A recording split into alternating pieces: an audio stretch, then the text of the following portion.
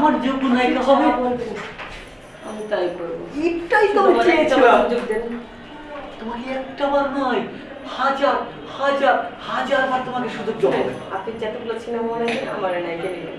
আরে তার জন্য আমি সব পারি। তুমি তোমার পুরো একদম পাগল করে দিয়েছো, আর তুমি তো হবে আমার নায়িকা এই সিনেমার।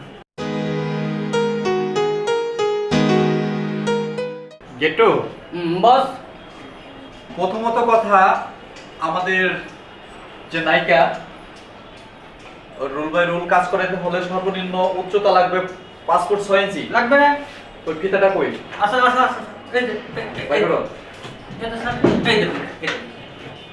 তারপরে তৃতীয় কথা, ওর বডি লাগবে 42 বাই 42। হ্যাঁ, রিয়েলি সাইজটা একটু কেমন বড় বড় হয়। আরে গাধা, বর্তমান যুগে যে সিনেমাতেই যাও, বডি বিল্ডে যদি একটু বড় না হয় ভালো হয় আর কি। বডিতেই তো আকর্ষণ আসে, তা না হলে তো আমাদের কাজ চলবে না। না সেটা বুঝতে পারছো বস। তারপরে বল, তারপরে বল। তারপরে হচ্ছে ওর ওজন। ওজন ওজন ওজন ওজন ওর ওজন লাগবে 55 কিলো। 55 করে একটু ভারী হয়ে যায় না? আর ভারী না হলে তো মজা পাওয়া যাবে না। দর্শক দেখে এখানে। হ্যাঁ। আচ্ছা ঠিক আছে বস। ঠিক আছে, যা দেখ, অনেক বেলা হয়ে গেছে, দেখ নায়িকা টাইকা কেউ আসছে নাকি, সিরিয়াল দিছে নাকি, যা দেখ। তাহলে আমি একটু বাইরে খোঁজ খবরটা দিই। তাড়াতাড়ি যা। বলে আমি সঙ্গে সঙ্গে আসবো। আর ওই যে ওই ব্যাপারটা মাথায় রাখিস। কি না বলেন বস, এই বলতে ডাবল আসলে সিঙ্গেল পাঠাইস, আর আমার জন্য একটা ব্যবস্থা করিস। যা ওই আস্তে কর না, শুনে আমি কেউ নাই সাথে গেছে বলছি। হ্যাঁ, আমি একটু দেখি। হ্যাঁ, আমি একটা সারে নায়িকা আজকে যে করে হোক আমার লাগবে, অন্তত 2টা নায়িকা লাগবে। একটা আমার বেডে যাবে, আর একটা কাজের জন্য যাক মোটিয়ে নেওয়া যাবে। আমার যে পিএস আছে ওর দ্বারাই সম্ভব, পিএস একলাই কভার করতে পারবে। স্যার, আসসালামু আলাইকুম। ওয়ালাইকুম আসসালাম। আপনি কি নায়িকা হবেন? হ্যাঁ, নায়িকা।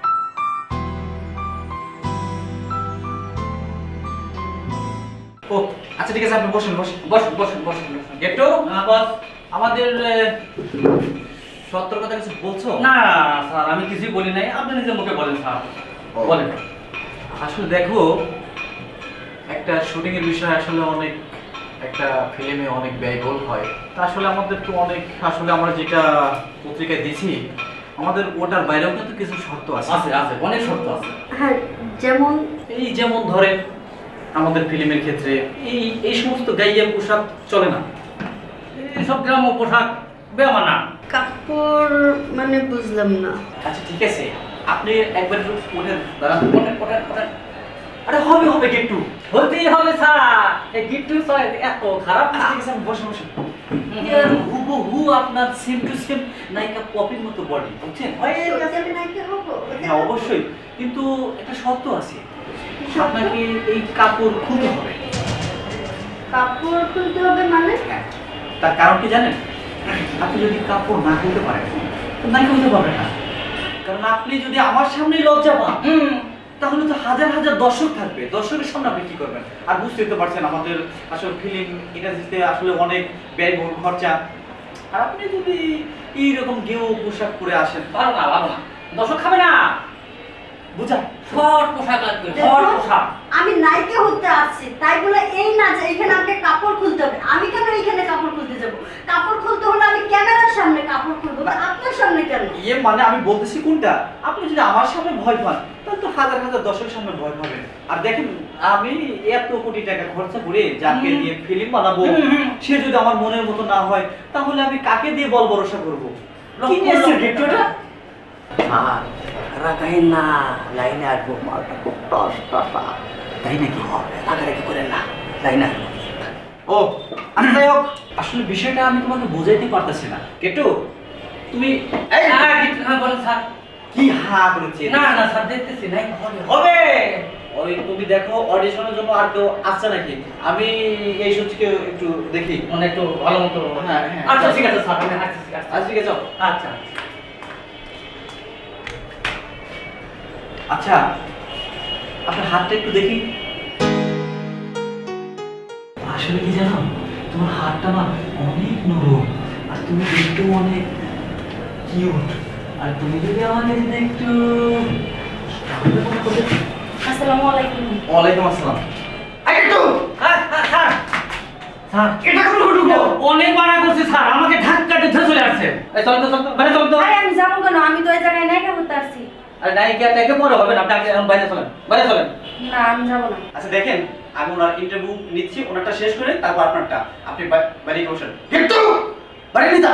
চলেন তো চলেন বাইরে চলেন। না স্যার, ওনার সাথে আমার ইন্টারভিউটা নেন।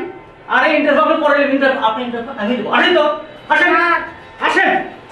যত সব শিট, কোথা থেকে যে সব আসে, পুরো মাথাটাই নষ্ট করে দিয়েছে পুরোটা। শোনো, ওই ওই মেয়েটার কথা তুমি কিছু মনে করো না।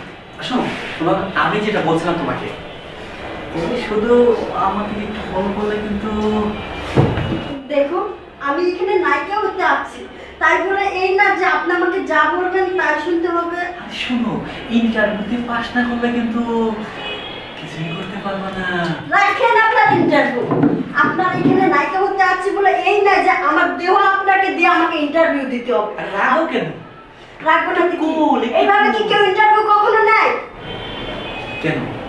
শোনা, আমার কথাটা বোঝার চেষ্টা করো। তোমাকে আমি স্টার বানাবো, বাংলাদেশের শ্রেষ্ঠ নায়িকা বানাবো। যেমন নায়িকা পরিমণি, নায়িকা নুসরাত, যেমন নায়িকা অপু বিশ্বাস আমি বানিয়েছি। হ্যাঁ, তা তো আমি দেখতেই পাচ্ছি যে আপনি কাকে পরিমণি আর কাকে পূর্ণিমা আর কাকে কি বানাইছেন। আপনার যা চরিত্র না, আপনার মতো লোকের সাথে আমি কাজ করব। কাজ করতে হলে সৎভাবে কাজ করব, অসৎভাবে না। আর আপনার এই যে ফাঁস করে দেবো আমি বাইরে গিয়ে যে আপনি নায়িকা বানানোর নাম কইরা। শোনো, রাগ করো না, তারপর রাগ করো না। আরে মনে করো যে এই সমস্ত ব্যাপারে একটু একটু হয়। এই যে যেমন দেখো যে নায়িকা অপবিশ্বাস কতটা এয়ারটেল থাকে দেখেছো? ওকে ফলো করবা, গেঞ্জি গাইতে থাকে ফিগার ইয়া উচ্চতা হ্যান্ডসাম। ওর দিকে একটু ফলো রাখলে নায়িকা হতে পারবে। আরে এত রাগ করলে তো নায়িকা হতে আমার পারবে না না। নায়িকা হওয়ার সব মিটে গেছে, আমার আর নায়িকা হতে হবে না। যা দেখালেন। Excuse me. Wow, Excuse me. Nice. Come sit down. Wow, nice. Oh fine.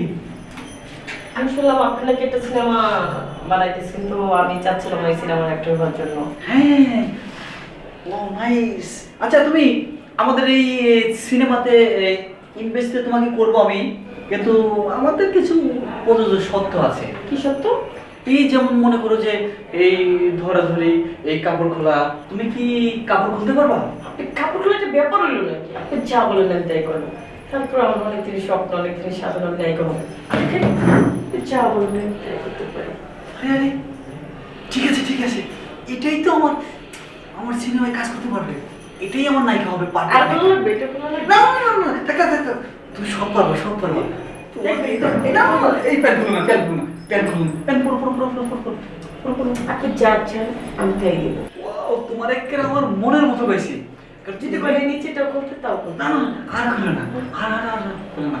আমি বুঝতে পারছি তোমার দ্বারা সব সম্ভব। আপনি যা বলেন আমি তাই করবো। ও বেবি, ও তুমি এখনো যাওনি? দেখছো, একেই পাওয়া হয় নায়িকা হবে, এই নায়িকা হতে পারবে। আর তোমার ভিতরে কোনো প্রতিভা নেই, তুমি কোনো নায়িকা হতে পারবে না। যাও বেরিয়ে যাও। এইখানে আসে যা দেখলাম না, তাতে আর নায়িকা হওয়ার ইচ্ছা নেই।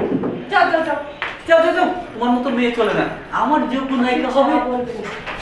আমি তাই করবো। এটাই তো তোমার একটা চেয়েছিলাম। সুযোগ দেন। তোমাকে একটা বার নয়, হাজার বার তোমাকে সুযোগ দেবো। আপনি যতগুলো সিনেমা বানাবেন আমার নায়িকা নেবেন। আরে তার জন্য আমি সব পারি। তুমি তোমার পুরো একদম পাগল করে দিয়েছো। আর তুমি তো হবে আমার নায়িকা এই সিনেমা। আর তোমাকে শুনে আপনি যা বলবেন আমি তাই স্যার, করবো। শুধু ও আমার স্যার, সিনেমা বানাইবেন। ও স্যার, যে তুই ওই হারামজাদা, কতক্ষণ ধরে আমি তোরে ডাকতাছি, তুই ডাক শুনছ না? আমারে কি ডাকতেছেন সেটা আমি বুঝতে পারতেছি স্যার। এদিকে স্যার দেখতেছি আপনি রোডে সামান দেওয়া। ওরে আসতে পারলি, শুনে ফেলালে এবার ঝামেলা আছে। স্যার আমি কি অডিশনে ওকে না? ওকে হতেই হবে।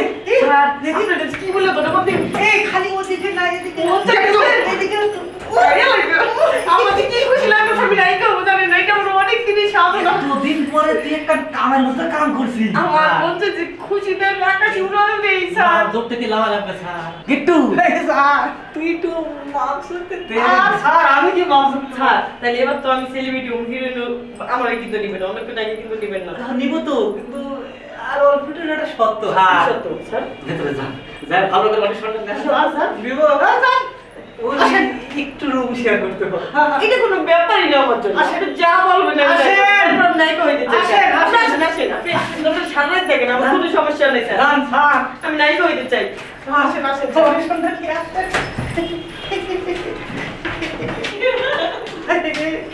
হাই রে বাবা না হলাম পরিচালক না হলাম প্রডিউসার যা করলো আমার বসে